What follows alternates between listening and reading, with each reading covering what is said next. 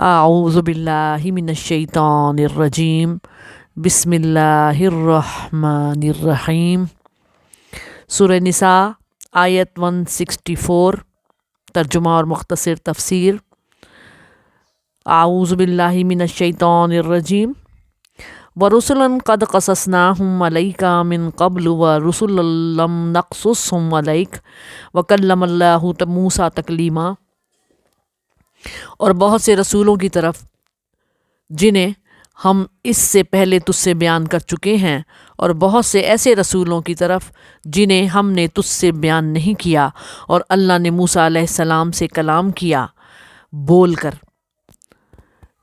تفسیر کچھ یوں ہے کہ قرآن پاک میں 24 یا 25 رسولوں کے نام آئے ہیں، جیسے کہ حضرت نوح علیہ السلام، آدم علیہ السلام، ادریس علیہ السلام، ہود علیہ السلام، صالح، ابراہیم، لوط علیہ السلام، حضرت یحییٰ علیہ السلام، حضرت سلیمان علیہ السلام، حضرت اسماعیل علیہ السلام،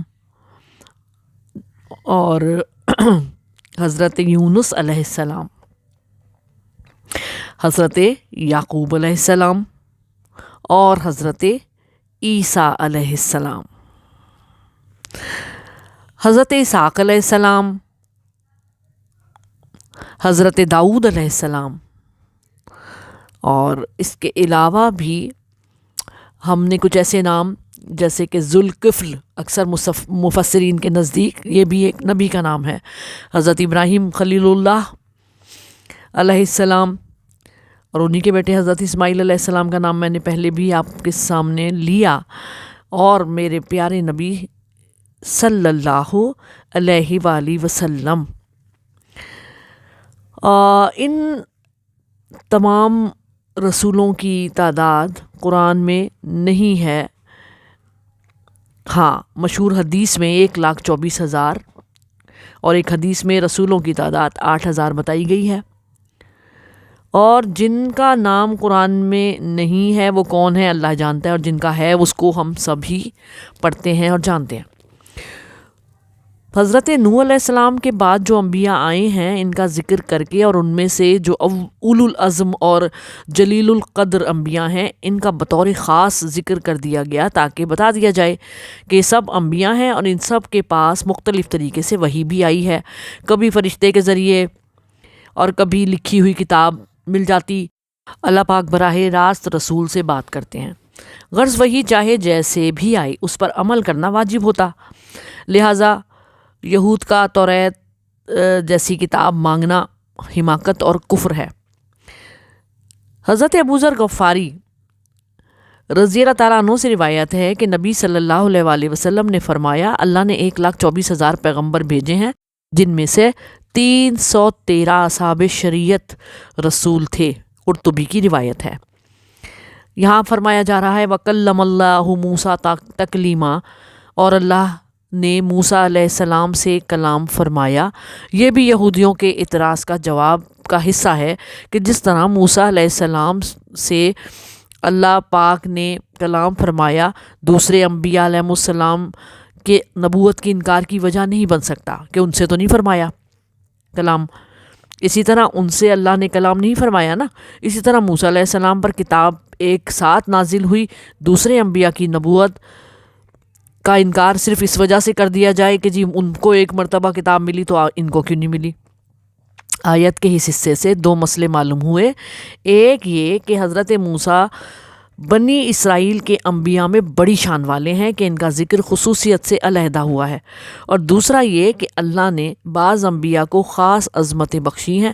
ایک نبی کی خصوصیت تمام نبیوں میں ڈھونڈنا غلطی ہے، جیسے ہر نبی کلیم اللہ نہیں ہے، ہر نبی خلیل اللہ نہیں ہے، ہر نبی ذبیح اللہ نہیں ہے، ہر نبی حبیب اللہ بھی نہیں ہے۔ اس آیت سے اللہ پاک کا کلام کرنا بھی ثابت ہوا۔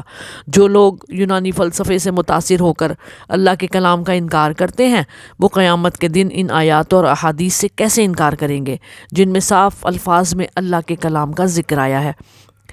اللہ کے ان بندوں نے اللہ کو انسان سے بھی عاجز اور گونگا بنا دیا ہے، اور اپنے خیال میں وہ اسے اللہ کی خوبی سمجھ رہے ہیں۔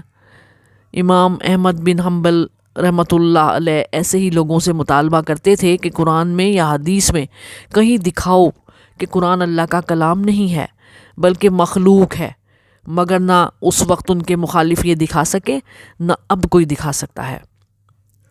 इमाम इब्न कसीर ने मोहम्मद मुस्तफ़ा सल्लल्लाहु अलैहि वसल्लम को मूसा अलैहिस्सलाम की तरह हम कलामी में शरीक माना है, और आदम अलैहिस्सलाम को भी इमाम इब्न कसीर उन नबियों में मानते हैं जिनसे अल्लाह ने डायरेक्ट कलाम किया। जैसे कि आयत है ना, तिलकर रसुलु फद्दलना